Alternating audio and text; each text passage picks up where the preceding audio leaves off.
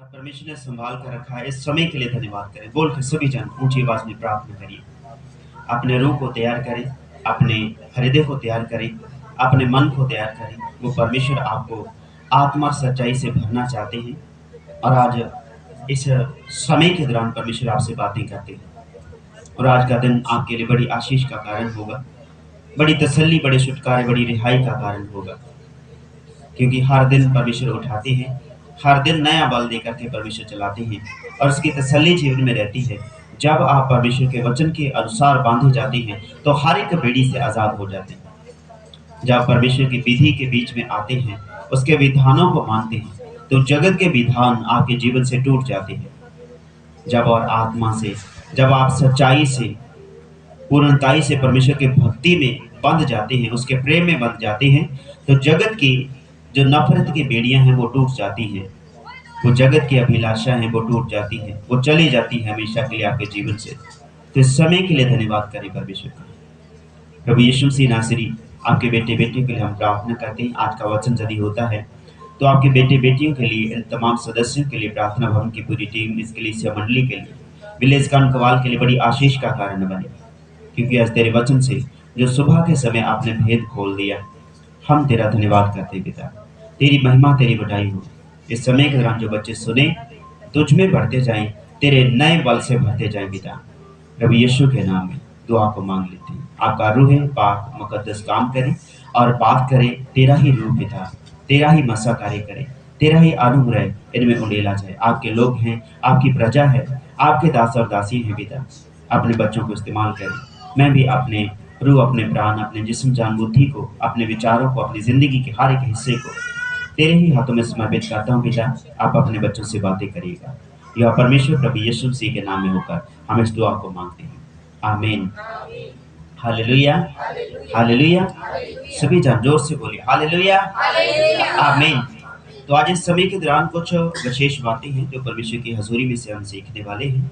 और मत्ती की अंजील 5 अध्याय, इसके बीच में से आज परमेश्वर ने कुछ बातों को उत्पन्न किया और बहुत ही आशीषित आपके लिए और मेरे लिए जो बातें रही हैं, और बेहद आनंद की बातें आपके और मेरे लिए रही हैं। क्योंकि वो परमेश्वर जो है अपने लोगों को बिल्कुल आज़ाद कर देगा, अपने लोगों को बिल्कुल आज़ाद कर देता है। वो ऐसा ईश्वर है कि अपने लोगों को इस कदर आज़ाद करता है कि कोई भी बेड़ी, कोई बंधन आपके जीवन में रहने नहीं देना चाहता है। मत्ती की इंजील 5 अध्याय आप निकाल लीजिए। तो इसके बीच में से ही हम आज परमेश्वर के वचन को सीखेंगे।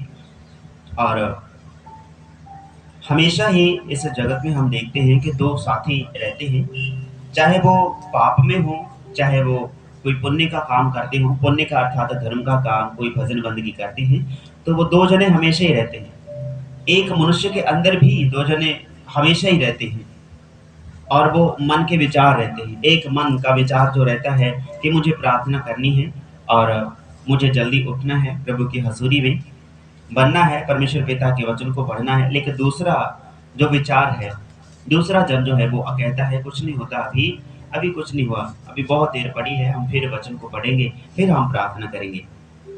लेकिन इसीलिए परमेश्वर ने इन बातों के बीच में, जब आपके बीच में कोई बातचीत बननी बंद हो जाती है, तो उन दोनों में यदि आपस में नहीं बनती है तो एक दूसरे को मान लो निकलना पड़ता है, एक दूसरे का साथ छोड़ना पड़ता है।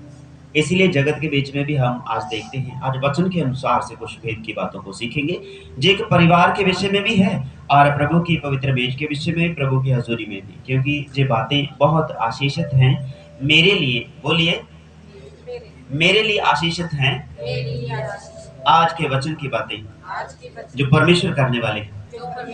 आमीन, हालेलुया।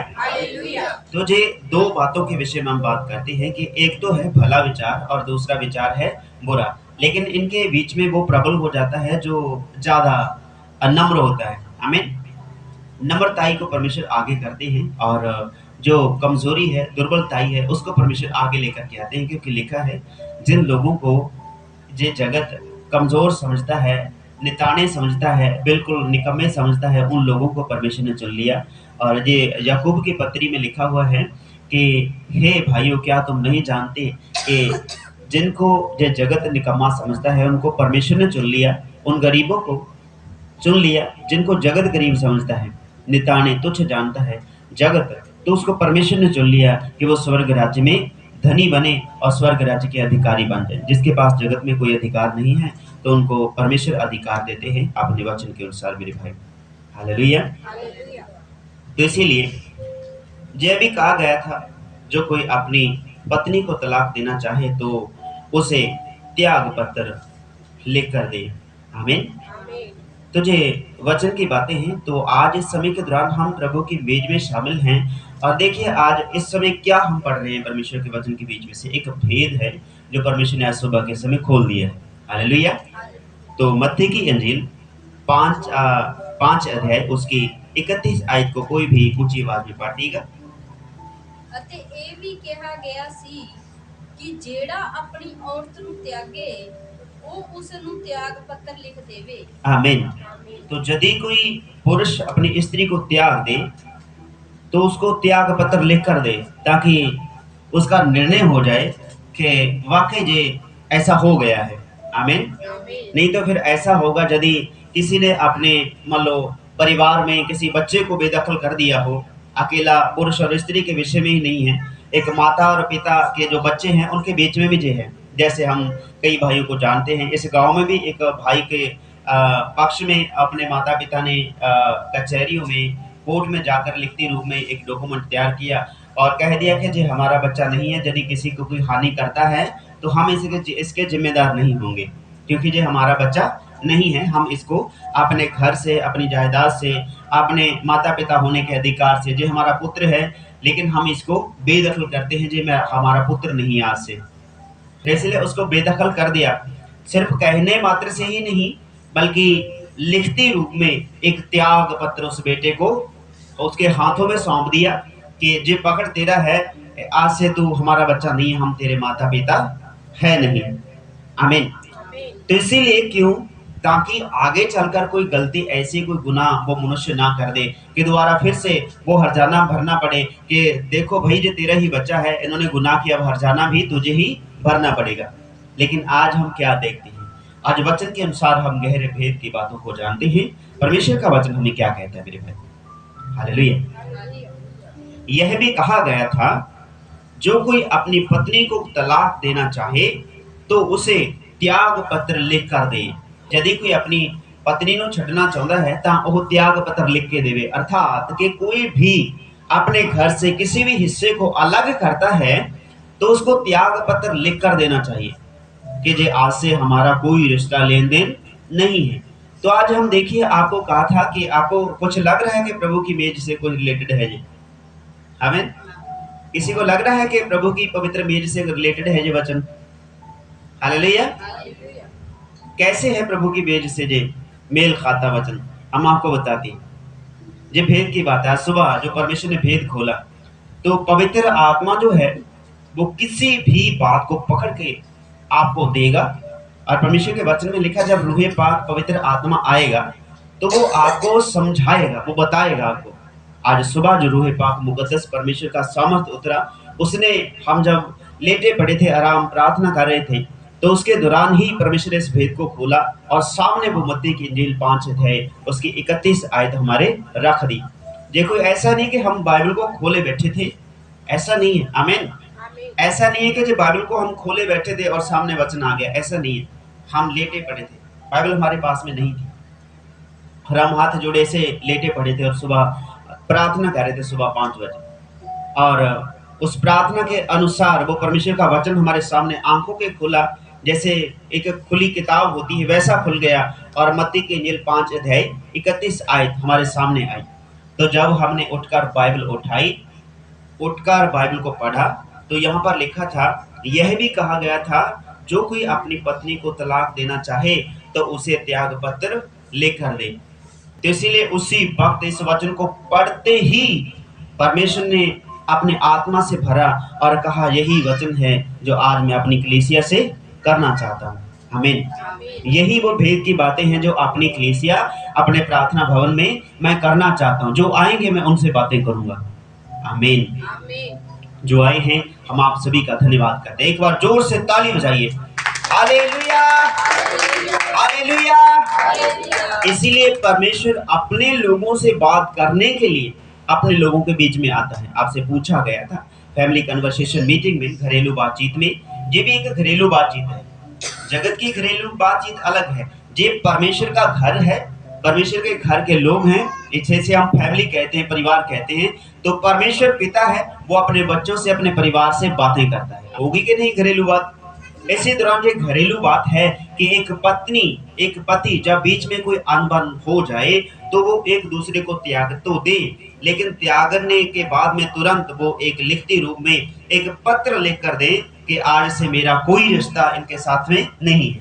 नहीं तो वो बच्चा जिसको बेदखल किया गया है वो अपनी गलती को करके द्वारा फिर आ जाएगा और फिर सारा जो है दिक्कत परेशानी आपके लिए खड़ी हो जाएगी।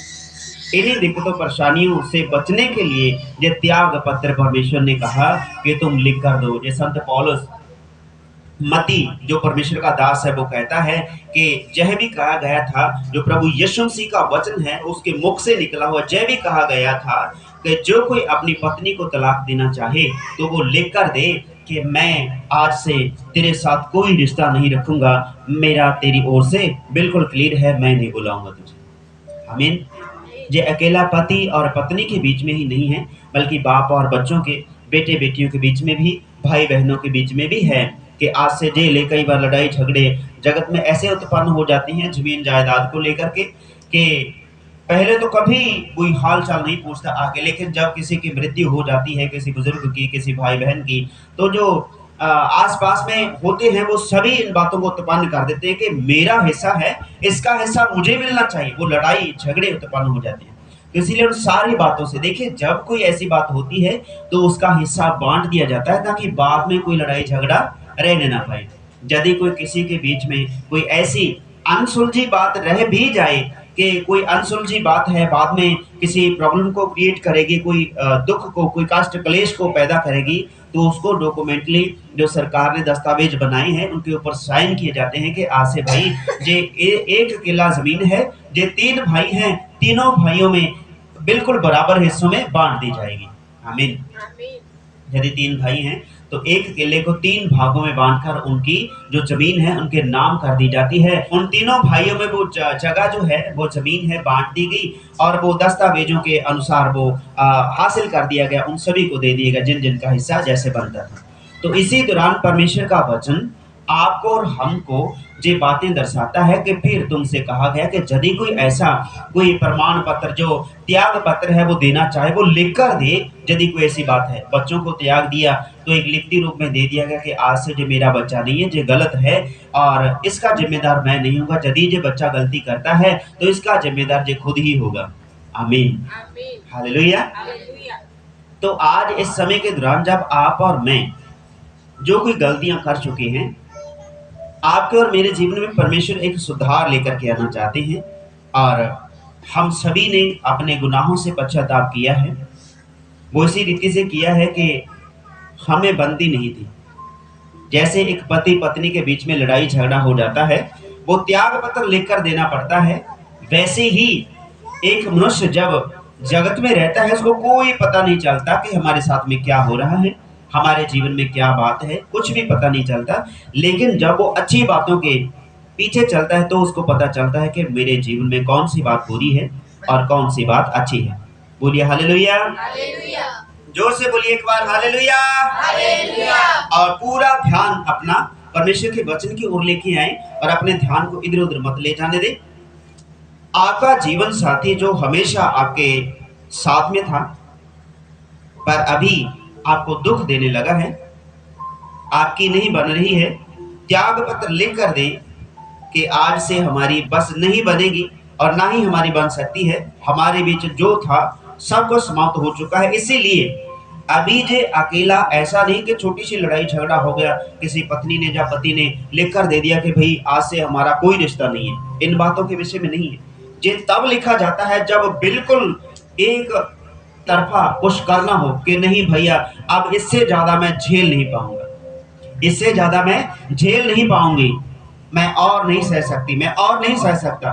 तो इसके दौरान जब वो सहन शक्ति से बाहर बातें चली जाती हैं तब ये त्याग पत्र लिख कर दिया जाता है कि भाई अब से हमारी नहीं बनेगी, बस अब बहुत हो गया, मैं और बर्दाश्त नहीं कर सकता, नहीं कर सकती। अब हमारे बीच में जो था यहीं पर समाप्त हो गया, अब आगे से हम इकट्ठे नहीं रह सकते। तो इसके दौरान जो आज परमेश्वर का एक भेद है जो आप पर खुल चुका है, बस समझना बाकी है आपको, क्योंकि परमेश्वर ने बहुत गहरी और भेद की बातें बिल्कुल आसान करके दे दी हैं ताकि आप गहराई से जान सकें। बिल्कुल आजाद हो जाएंगे आप आज इस समय के दौरान। आमीन। त्याग पत्र लिख कर दिया, तो इसके दौरान जब लड़ाई झगड़ा परिवार में होता है तो वैसा ही परमेश्वर के भक्त जनों में और अंधकार की ताकतों में लड़ाई झगड़ा होता है। अभी यदि आप कितने लोग चाहते हैं कि जैसे एक परिवार में लड़ाई झगड़ा होता है, उनका बंटवारा किया जाता है, वो लड़ाई झगड़ा समाप्त हो जाता है, लेकिन बहुत सारी ऐसी बातें हैं कि बाद में भी वो लड़ाई झगड़े वैसे ही बने रहते हैं जैसे पहले थे। बंटवारा हो गया फिर भी वो लड़ाई झगड़े वैसे ही बने रहते हैं, वो जाते नहीं है, क्योंकि क्या हो रहा है दीवार के ऊपर से हमें आवाज तो सुनाई दे रही है। ये कारण है, बहुत बड़ा कारण है। बंटवारा तो हो गया, दीवार भी निकल गई, लेकिन ऊपर से आवाज सुनती है कि जे ऐसे है वैसा है ना, तो ये बातें उत्पन्न हो जाती है। इसीलिए दीवारें निकाल सकते हैं वो जगत की हैं, लिखती रूप में जो लिख कर दिया जाता है। और पिछले समय में एक सेवक से बात हुई, पानीपत करनाल में सेवा करता है, अभी कुछ ही दिन बाकी बीते हैं, उनसे बात हुई कि उस गांव में कुछ ऐसा माहौल उनका बन गया कि उन्होंने कुछ व्यक्तियों से लिखती रूप में डॉक्यूमेंट लिए कि आज से हम संगति में नहीं आएंगे, और कुछ को उसने लिख के दिया कि मैं आपके गांव में आपके घरों में नहीं आऊंगा, क्योंकि उनके बीच में कुछ ऐसी अनबन हो गई, ऐसी बातें उनके बीच में हो गई कि मानो कुछ भी उनको समझ नहीं आया कि ये हो क्या रहा है। हालेलुया, आमीन। तो इसके दौरान ये जो सारी बातें हैं वो एकदम से चली गई, उनके जीवन से निकल गई, और सारी परेशानी की बातें उत्पन्न उनके जीवन में हो गई कि उनको कुछ भी समझ में नहीं आया कि हम क्या करें, कहाँ जाएं, कैसे हम किन बातों को बोलें, कैसे हम करें, कुछ भी उनको समझ में नहीं आया। लेकिन उन्होंने एक दूसरे को लिख कर दे दिया कि भैया आज से हमारी नहीं बनेगी, मैं आपके पास में नहीं आऊँगा, आप मेरे पास में नहीं आएंगे। यदि मैं आपके पास में आया तो आप मेरे ऊपर कोई भी केस डाल सकते हैं, यदि आप मेरे पास आए तो मैं आपके ऊपर कोई भी मुकदमा करूंगा, ये अपनी खुद की इच्छा होगी। क्योंकि उनके बीच में क्या हुआ, वो दिक्कत, वो उलझन, वो परेशानी बढ़ने लगी। ध्यान दीजिए सभी जन, हालेलुया। तो उनमें दिक्कत परेशानी बढ़ने लगी, लिखती रूप में लिख कर दे दिया गया क्या, अब आप मेरे पास, मैं आपके पास, आप मेरे घर, मैं आपके घर नहीं आऊंगा। ये एक पति पत्नी के विषय में ये वचन लिखा गया, लेकिन इसको बहुत जगहों पर परमेश्वर ने आज प्रकाश डाला कि कहाँ कहाँ पर ये लिखती रूप में दिया जाता है। एक परिवार में बच्चा गलती करता है, लिख कर दिया जाता है ये हमारा बच्चा नहीं है। माता पिता कोई गलती करते हैं, अच्छा सूझवान बच्चा है, वो कहता है ये मेरे माता पिता नहीं है, मैं इनका बच्चा नहीं हूँ, मैं लिखती रूप में अपने बीच में इस दस्तावेजों को रखता हूँ कि मैं इनके साथ में, ये मेरे साथ में कोई लेन देन नहीं करेंगे। तो त्याग पत्र लिख के दिया गया कि जैसे कोई प्रॉब्लम आगे चल के कोई क्रिएट ना हो, आगे चल के कोई दिक्कत परेशानी ना हो। इसके दौरान जब इस जगत में रहते हुए कोई लड़ाई झगड़ा झेल नहीं पाता तो उसको त्याग पत्र एक जैसे कह ले लिखती रूप में दस्तावेजों पर साइन करके वो दिए जाते हैं कि आज से कोई रिश्ता नहीं, कोई लेना देना हमारे बीच में नहीं होगा। तो इसी रीति से जब हम प्रभु के बीच में आते हैं, आमीन, हम सभी किसके बीच में आ चुके हैं, प्रभु के बीच में आ चुके हैं, परमेश्वर के वचन को सीखने के लिए एक नए जीवन के बीच में आ चुके हैं। पुरानी रीति रिवाजों से, पुराने सब इख्तियारों से हम बिल्कुल आजाद हो चुके हैं, लेकिन उसके लिए कुछ दस्तावेजों पर हमने साइन किए हैं। आमीन। आत्मिक रीति से, शारीरिक रूप में हम उसको कुछ भी बोल सकते हैं, लेकिन आत्मिक रीति से जब हम प्रभु के बीच में आते हैं तो सबसे पहला दस्तावेजों पर साइन होता है कि तुम पश्चाताप करो, तुम्हारे गुनाह मिटाए जाएं। आमीन। कि तुम पश्चाताप करो और गुनाहों से माफी मांगो, परमेश्वर की ओर दंडवत करो, उसके सामने अपने मन को नम्र करके अपने गुनाहों से पश्चाताप करो। एक बार यदि गुनाह माफ किए गए तो दोबारा फिर से उनमें नहीं जाना। जैसे यीशु के पास में कुछ बीमार व्यक्ति आए और यीशु ने उन्हें कहा, बेटा तू तेरे पापों से आज़ादी पाता है, मैं तेरे पाप क्षमा करता हूँ, उठ चल, फिर आगे से गुनाह मत करना। जो बीमार बहन आई थी और उसको भी कहा बेटी आगे से गुनाह ना करना, तेरी मांगी तुझे छोड़कर चलेगी। एक स्त्री, एक बहन जो दुख के मारे, कष्ट के मारे भागती हुई गांव से चली गई। आप सभी जानते हैं शी इज वेरी सिनर। और उसके दौरान वो अपने ही अभिलाषों में पकड़ी गई, अपने ही पाप में पकड़ी। गांव के लोग उसे मारने चले और वो दौड़ते दौड़ते सामने जाती है। सामने यीशु बैठे थे, उसके पास में आई तो प्रभु ने कहा मैं तेरे सारे पाप क्षमा करता हूँ, आगे से पाप नहीं करना। तो इसके लिए उसने अपराधों को क्षमा कर दिया। और फिर कुछ बातों का दस्तावेजों के रूप में सामने आता है आज जगत के बीच में कि जय भी कहा गया था कि यदि तू अपनी पत्नी को अर्थात अपने बेटे बेटी को, अपने किसी घर में क्लेश करने वाले को अपने घर से निकालता है, बेदखल करता है, तो उसके लिए लिखती रूप में एक डॉक्यूमेंट तैयार किया गया जिस पर लिखा गया कि हमारा कोई लेन देन नहीं है। आमीन। पहली बात, जो लड़ाई झगड़ा होता है परिवार में, लड़ाई बढ़ जाती है और फिर बढ़ती है कि आज से हमारी बीच में नहीं बनेगी। तो इसी रीति से जब पाप मनुष्य के बीच में इतना बढ़ जाता है और आत्मा का प्रभाव उसके ऊपर प्रबल होने लगता है, दोनों एक दूसरे से बनती नहीं है, क्योंकि शरीर और आत्मा की बनती नहीं है। आमीन। शरीर की और आत्मा की बनती नहीं है। जो स्वर्गीय बुद्धि है जगत की बुद्धि से परे है। जगत के साथ प्रीति रखते हैं और परमेश्वर से प्रेम रखते हैं, तो दोनों एक साथ नहीं चल सकती। तो इसी रीति से अपने गुनाहों से पश्चाताप करो ताकि तुम्हारे पाप मिटाए जाएं। ये होने लगी है अभी लड़ाई। आमीन। जैसे घरों में, वैसे ही अभी जब आपने कह दिया कि मुझे नहीं जो बुरे काम करने हैं, तो पाप क्या बोलेगा आपको कि नहीं नहीं, देखो तो सही आनंद कितना आएगा, देखो तो सही कैसा मन भावना है। तो इसीलिए पाप के और आपके बीच में बन नहीं रही अभी जो पवित्र आत्मा परमेश्वर ने दिया है, उसके और दुष्ट के कामों में आपस में बन रही है, आपस में लड़ाई चल रही है। जैसे संत पौलुस भी एक जगह कहता है, मेरे अंदरूनी हिस्सों में, अंदरूनी अंगों में एक जंग चल रही है, लड़ाई चल रही है। किनके साथ में? शैतान के, अंधकार के कामों के साथ में। मेरे ही शरीर के अंगों से मेरी लड़ाई चल रही है। मेरे हाथ दुआ के लिए उठते हैं लेकिन जो पाप की तरफ चले जाते हैं, मेरी लड़ाई चल रही है। मेरी इंद्रियां पाप के लिए बल प्राप्त करती हैं, लेकिन आत्मा कहता है इन पाप के बल को रद्द जाने दीजिए, जाने दीजिए। आमीन। तो इसीलिए हमें देखना है कि क्या है ये, और लड़ाई झगड़ा बढ़ने लगा आत्मा और शरीर में। आत्मा कहता है उठो प्रार्थना करो, लेकिन शरीर कहता है नहीं नहीं कुछ नहीं होगा, अभी थोड़ी देर आराम कर लेते हैं। और तभी परमेश्वर वचन के अनुसार कहता है कि अपने गुनाहों से पश्चाताप करो। जब आप पश्चाताप करते हैं, आपकी और आपके बीच में जो पाप हैं अनबन होने लगती है। हमें जब अनबन होने लगती है और पाप कहता है कि तू मुझे कर, मैं अच्छा हूं, देख तुझे कितना आनंद आएगा, देख तेरे मान लो हर का मान लो अच्छा तुझे लगेगा, अच्छा फील होगा।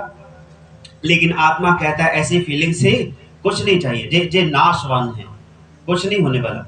लेकिन परमेश्वर का आत्मा आपको उबारता है कि अभी हमें क्या करना है। जब संत पौलुस, पतरस, सभी जन इकट्ठे होकर प्रचार कर रहे थे परमेश्वर के वचन का, तो लोगों के हृदय जो हैं वो छिद गए, वो अंदर से जख्मी हो गए, अंदर से टूट गए कि भाई हमने गुनाह किए हैं, हमने पाप किए हैं। और प्रभु के सेवकों से कहने लगे कि प्रभु के सेवकों अब हमें तो बता दीजिए हम क्या करें।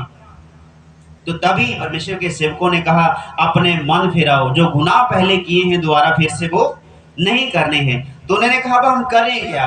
तो उन्होंने इन सारी बातों को समझा करके और वहां पर इन बातों का प्रचार किया। यदि आपके बीच में जो गुनाह के ऐब हैं और पाप का प्रभाव है उसमें और आपकी बन नहीं रही है, तो आपको क्या करना है अभी? हालेलुया। आपको पाप से नफरत है तो आपको अभी क्या करना है? आपको करना है, पहला तो ये काम है कि अपने गुनाहों से पश्चाताप करें। आप में लड़ाई हो रही है, पाप कहता है मैं हूं, लेकिन आत्मा कहता है कि पाप से मेरा कोई लेना देना नहीं है। पाप को परमेश्वर जीवन से निकालता है, बुरे विचारों को परमेश्वर अपने जीवन से निकाल के बाहर कर देता है। अभी ये पहली लड़ाई हो चुकी है। और दूसरी जो है मेरे भाई, पहली तो तौबा करनी है। जो प्रभु की हजूरी में जो लड़ाई झगड़ा परिवारों में होता है, जिसके कारण पति और पत्नी में दरार पड़ती है, बाप और बच्चों में दरार पड़ती है, जब वो लड़ाई झगड़ा बढ़ने लगता है, तो लड़ाई झगड़ा बढ़ने के कारण गुस्सा, तनाव, ईर्ष्या, वो आपस में लेन देन बंद हो गया। अभी जब पाप में और आप में लेन देन बंद हो चुका है। तो अभी क्या हुआ, जैसे जगत में हम देखते हैं जैसे लेन देन बंद हो चुका, पाप से आपकी बनती नहीं, पाप की आपसे बनती नहीं, पाप कहता मैंने ये करना था, ये बंदा हमारे बीच में अड़चन बन गया। और आत्मा शरीर को उभारता है प्रार्थना करने के लिए, तो आत्मा उसके अब उसकी आंखों की तरफ देखता है, पाप दिखाई देता और परमेश्वर उसको डांटते हैं और वो निकल जाता है उसके जीवन से। बोलिए हालेलुया। पहली बार तौबा करके आपके बीच में और पाप के बीच में लड़ाई होगी। अभी आप देखिए, एक छोटी सी उदाहरण है आपके लिए। यदि किसी के बीच में कोई ऐसी बात उत्पन्न हो जाती है, कोई लड़ाई झगड़े की बातों को जब आप कहते हैं कि ऐसा हमें नहीं करना, तो जिसको वो बातें अच्छी लगती हैं वो आप मन ही मन उन बातों को सोचता है कि मैं कैसे इसका बुरा करूं, जे मेरे लिए क्या हानि की बातें बोल रही हैं, आमीन, जे मेरे लिए कष्ट का कारण बनेगा। और वो आपस में लड़ाई झगड़ा बढ़ने लगा और तब फिर एक दस्तावेज आता है बपतिस्मे का, आमीन। अभी पाप के और आपके बीच में जो लड़ाई झगड़ा था उसके बीच में कि आज से भाई तेरी मेरी नहीं बनेगी। एक पत्नी अपने पति को तलाक का एक दस्तावेजों के ऊपर साइन करती है कि मेरी नहीं बनती तेरे साथ में, तू नशा करता है, तो ऐबों से भरा पड़ा है, मेरी जिंदगी बर्बाद कर दी, अब जो बची है जे मैं बर्बाद नहीं होने दूंगी, जे पकड़ तेरा सर्टिफिकेट जो तुझे मैं देती हूँ, जे तेरा फट जो तेरा दस्तावेज तेरे हाथों में सौंप दिया, आज के बाद मेरे घर में प्रवेश नहीं करना, जे मेरा है। वो अपना आधा हिस्सा लेकर अपने आधे घर में बैठ जाती है और फिर कहती है जे मेरा है, जहां पर तू अगर आया तो मैं तेरा गला काट दूंगी, तेरी टांगे तोड़ दूंगी। ये हमेशा ही रहते हैं। तो इसलिए अभी जो ये बातें हैं, ताकि किसी की हानि ना हो, और लड़ाई झगड़ा तो हो गया, समझौता भी हो गया कि भाई मैं नहीं आऊंगा, और उसके बाद में कहीं पर फंस गया तो टांगे तोड़ दी। तो जब आपकी और पाप की अभी बन नहीं रही है, तो जैसे कि पत्नी ने लिख के दे दिया कि पति ने लिख के दे दिया कि भाई आज से तेरा मेरा रिश्ता खत्म हो चुका है, जो तेरे साथ मैंने किया है मैं हर्जाना भरता हूँ, यदि तेरे बच्चे हैं तो पूरा तुझे मैं खर्चा दूंगा, जिंदगी भर तेरा खर्चा उठूंगा और तू मेरे साथ अब नहीं रह सकती, तो तलाकनामा हो गया। अभी जो तलाकनामा है वो आत्मिक रीति से आप पाप के साथ में शादीशुदा हैं, आप पाप के साथ में जुड़े हुए हैं। शादीशुदा ऐसा नहीं है कि स्त्री और पुरुष, शादीशुदा ऐसा है मैरिज जिसे बोलते हैं ना, वो जुड़े हुए। मैरिज शब्द है इंग्लिश का, इसको कहते हैं जुड़ा हुआ, मतलब दो हैं लेकिन है एक ही, हमें। तो इसीलिए पाप और आप एक ही थे। जब आपके बीच में अनबन होना शुरू होगी, आपको पाप के काम अच्छे लगने बंद हो गए, तो आपके बीच में लड़ाई झगड़ा हो गया। तो अभी पाप दोबारा आप पर कोई हानि ना करे, पाप दोबारा आपके जीवन में प्रवेश ना कर पाए। कहीं तो पाप कह सकता है कि कोई बात नहीं मेरे भाई, समझौता कर लेते हैं, कुछ नहीं होता, आजा, कुछ नहीं होता, एक बार क्या होता, फिर क्या दिक्कत होती है, कुछ नहीं होता। तो पाप आपको अभिलाषा में लेकर के चलता है और फिर कहता है कि कुछ नहीं होता, आजा एक बार तो देख ही लेते हैं, बाद में देखेंगे। लेकिन वो पाप आपका प्रभुता ना कर पाए। लिखती रूप में डॉक्यूमेंट दिया गया कि लिखती रूप में साइन करवा दी गई, पाप के भी और जो धर्मी मनुष्य हैं आत्मा के उसके भी। आत्मा कहता है मैं पाप तेरे काम नहीं करूंगा, आज से तेरे काम मेरे जीवन में बंद हो चुके हैं। और पाप लिखे ना लिखे, जब आपने बेदखल कर दिया, पाप का कोई अधिकार आपके बीच में नहीं है कि वो दोबारा आपके जीवन में आ पाए। तो इसीलिए जो बपतिस्मा है, थोड़ा थोड़ा बताएंगे इसी वचन के बीच में से कि ये कि उन सारों के जो परमेश्वर ने वचन इस समय दिया है कि यह भी कहा गया था जो कोई अपनी पत्नी को तलाक देना चाहे तो वह त्याग पत्र दे। तो अभी जो जुड़े हुए हैं, पाप और आपका शरीर जुड़ा हुआ है, आप अपने शरीर के बीच में से उस पाप को अलग करना चाहते हैं, वो ऐसे आपको छोड़ता नहीं है, आमीन, ऐसे छोड़ता नहीं है। पाप पुरानी जिंदगी को साथ में लेकर चलता है, पुरानी बीती हुई बातों को साथ में लेकर चलता है, लेकिन आत्मा बीती हुई बातों को वहीं छोड़ देता है जो कंडम है, कमजोर करने वाली है। आत्मा नई बातों की अभिलाषा रखता है, जो नहीं देखी उन बातों को देखने की क्षमता आत्मा देता है। और मेरे भाई, यहाँ पर दूसरा डॉक्यूमेंट पे साइन कर दिया गया उस दस्तावेज के ऊपर जो बपतिस्मा लिया गया है, आमीन। तो एक त्याग पत्र लिखा जाता है पाप को शारीरिक रूप से बाहर करने के लिए, और दोबारा एक दूसरे के बीच में कोई लेन देन ना रहे, हमेशा के लिए समाप्त हो जाए, कि मैं तेरे जीवन में और तू मेरे जीवन में कोई अधिकार नहीं रखेगा, आमीन। तो इसलिए जब आप बपतिस्मा ले लेते हैं तो दूसरे डॉक्यूमेंट पे साइन हो जाता है कि भाई जे देख, मैं परमेश्वर का धर्मी जन बन चुका हूँ, मेरे ऊपर कोई प्रभुता तेरी नहीं है, आज से तेरे सारे काम मेरे जीवन में बंद, तेरे साथ सारा लेन देन मेरा बंद हो चुका है, आज से तेरा मेरा रिश्ता समाप्त हो चुका है। अभी जो बपतिस्मा लिया गया उसके वसीले आपका और आपके जीवन में जो पाप था उसके बीच में एक समझौता नहीं बल्कि बंटवारा हो चुका है। समझौता तो होता है कोई बात नहीं, जब कभी आना कोई दिक्कत वाली बात नहीं है, लेकिन समझौता जो है वो कहता है कि कोई बात नहीं, लेकिन जब बंटवारा हो जाए तो उसके बाद में जो हद निकाल दी कि उस हद के ना तो आप उधर जा सकते हैं ना वो दूसरी हद वाला आपकी हद में आ सकता है। इसीलिए देश बांटे गए, सरहदें बनाई गई, सरहदें बनाकर उस पर तैनात कर दिए गए सैनिक अपने अपने देशों ने, कि कोई दूसरे देश वाला हमारे देश में बिना परमिशन के आ ना पाए। देश में देश जाने के लिए परमिशन मिलती है, लेकिन पाप और आत्मा, शरीर और आत्मा के बीच में यदि कोई ऐसी बात समझौते की हो जाती है तो उसमें फिर से दोबारा वो डॉक्यूमेंट रद्द हो जाते हैं, फिर वो दोबारा कोर्ट कचहरियों में समझौता नहीं होता। हालेलुया। वो कोर्ट कचहरियां कौन सी हैं? परमेश्वर की हजूरी वो कचहरी ऐसी है जहां पर हर एक पाप क्षमा किया गया। जब क्षमा किया गया, जब दोबारा गलती होती है तो परमेश्वर क्षमा करने की ताकत रखते हैं, लेकिन कुछ बातों के लिए हमें कुछ समय के लिए अलग रहना पड़ता है, तब किते जाके फिर ये बातें उत्पन्न होती हैं। आमीन। कि माफी मिल जाए, कि कुछ बातें हैं जिनकी माफी मिल सकती है, लेकिन कुछ अपराध ऐसे हैं जिनकी माफी नहीं मिलती। तो इसीलिए बपतिस्मा जब आपने ले लिया तो एक त्याग पत्र पर साइन करके आपने लिख कर दे दिया कि पाप आज से तेरे मेरे बीच में कोई लेन देन नहीं है, तेरा मेरा कोई समझौता नहीं है, तू मेरे घर में मैं तेरे घर में नहीं आऊंगा। और इसीलिए अपने बीच में, इन बातों के बीच में, इस बपतिस्मे के ऊपर भी एक बात है जो इन बातों को दर्शाती है कि अब हमारा रिश्ता टूट चुका है। आमीन। एक पति पत्नी तलाक देते हैं, एक बच्चे के लिए माता पिता डॉक्यूमेंट लिख के देते हैं, साइन करके देते हैं दस्तावेजों पर कि आज से हमारा कोई लेन देन, किसी के साथ कोई समझौता नहीं रहेगा। इसीलिए परमेश्वर का वचन कहता है पहली जो लड़ाई झगड़ा पैदा हुआ मनुष्य में वो उनके घरेलू बातें, लेकिन आत्मा और शरीर के बीच में, आत्मिक जिंदगी में, परमेश्वर के भवन के लोगों में, परमेश्वर की बारगाह के लोगों में, परमेश्वर की प्रजा, परमेश्वर के भक्तजनों के बीच में यदि कोई लड़ाई होती है तो वो सिर्फ अंधकार के कामों के लिए है। हमें इफिसियों की पत्री में लिखा कि हमारी लड़ाई मांस और लहू से है नहीं, हमारी लड़ाई अंधकार के, बल्कि धरती और आकाश के बीच में जो राजा हैं, सेनाएं हैं, उनसे है जो अंधेरे में काम करती हैं, अर्थात वो दिखाई नहीं देती है, वो दुष्ट के विचार हैं, उनसे हमारी लड़ाई है। और मांस और लहू से हमारा कोई भी विरोध, कोई लेन देन नहीं है।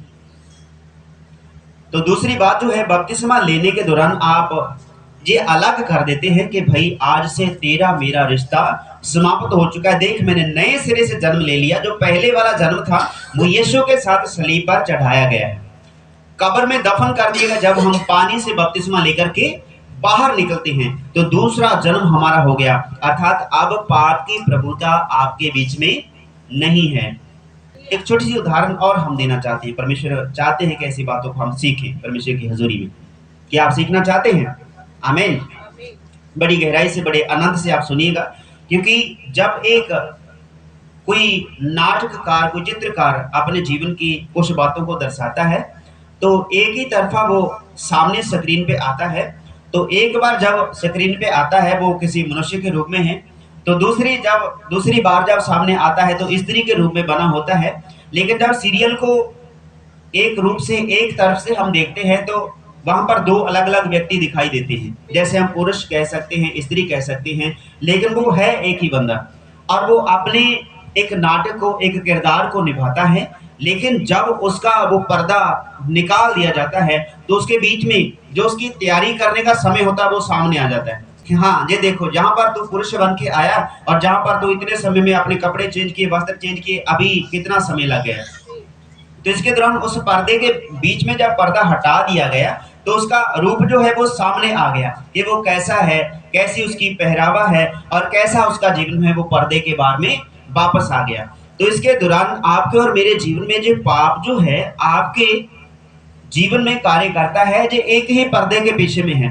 जब सामने आता है तो इसका पर्दा फाश किया जाता है, इसका पर्दा उतार दिया गया, तो पाप अलग कर दिया गया। बाकी समय के दौरान पाप जब एक जगह से दूसरी जगह जाता है तो अपने जाते जाते बहुत लोगों को आकर्षित करता है, बहुत सारे लोगों को आकर्षित करता।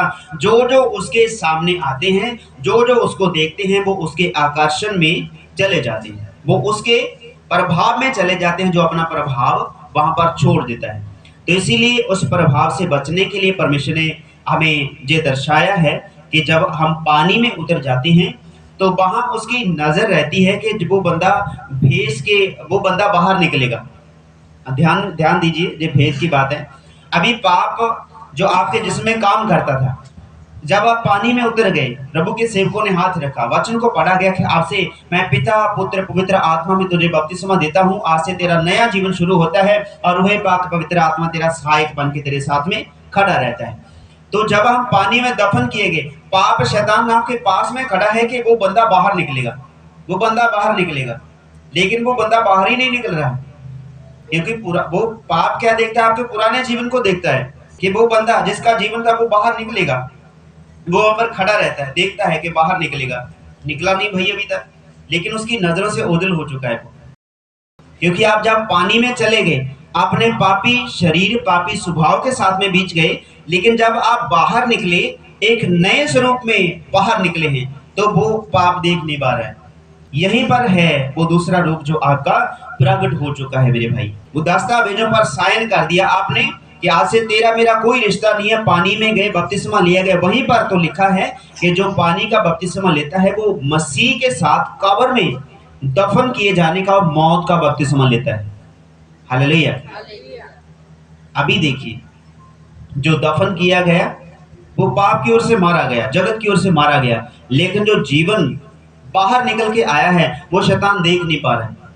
हमें वो डरता है कि ये वो बंदा नहीं है, ये वो बंदा नहीं है, वो तो प्रार्थना नहीं करता था, ये तो प्रार्थना करता है, वो तो संगति में नहीं जाता, वो तो मेरी बात मान लेता था, ये तो मानता नहीं, नहीं ये वो बंदा नहीं है। तो अभी उसको आप दोबारा मौका मत दें उन कामों को करके जो शैतान ने आपके जीवन में देखे थे, अब नहीं है, उनको समय मत दीजिए। यदि आपने उन एक्टिविटी को दोबारा किया, जैसे कह दे कि एक चोर जो है अपने लक्षणों से पकड़ा जाता है, और यदि किसी ने गलती की अपनी गलतियों को दोबारा दोहराता है और वो फिर पकड़ा जाता है, ऐसा उन गलतियों को दोबारा हमें दोहराना नहीं। प्रभु यीशु मसीह ने बहुत लोगों से कहा कि दोबारा ऐसी गलती नहीं करना। एक अधरंगी कोढ़ी था मनुष्य, जो पहाड़ी उपदेश के बीच में लिखा हुआ है, जब पहाड़ी पर यीशु प्रचार कर रहे थे तो बहुत सारे अनगिनत लोग यीशु के पास में बैठे थे, और उस समय के दौरान जब बीच में वो कोढ़ी चलता हुआ अपने पैरों पर अपने हाथों से खिसकता हुआ आगे को आया अपने घुटनों पर,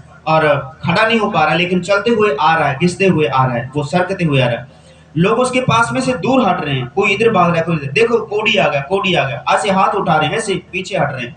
लेकिन यीशु उसके पास में आके खड़े हो गए और वो प्रभु से विनती करने लगा, प्रभु मुझे मत छुइए, मैं कोढ़ी हूँ, जो कोढ़ आपको लग जाएगा।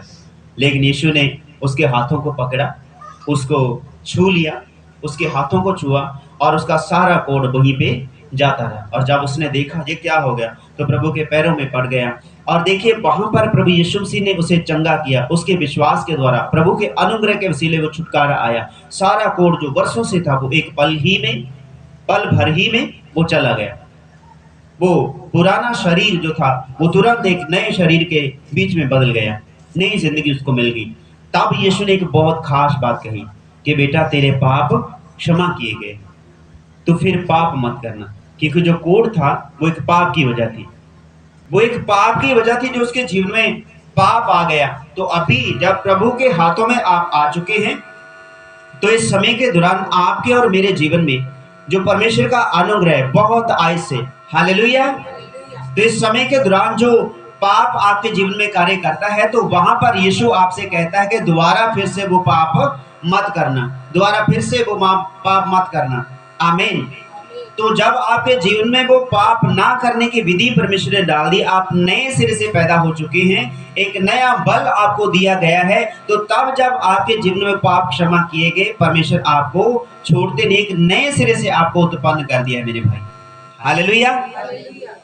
तो आपने साइन कर दिया मौत के दस्तावेजों के ऊपर में कि मैं आज से मर गया। जब पानी में चले गए तो शैतान के नजरों में आप पानी में चले तो गए, लेकिन उस स्वभाव के बीच में बाहर नहीं निकले, एक नए आत्मा के बल में भर के बाहर निकले हैं। तो उस नए आत्मा के बल से भरे हुए जब बाहर निकलते हैं तो शैतान आपको देख नहीं पा रहा है, अभी उसकी आंखों से आप ओझल हो चुके हैं।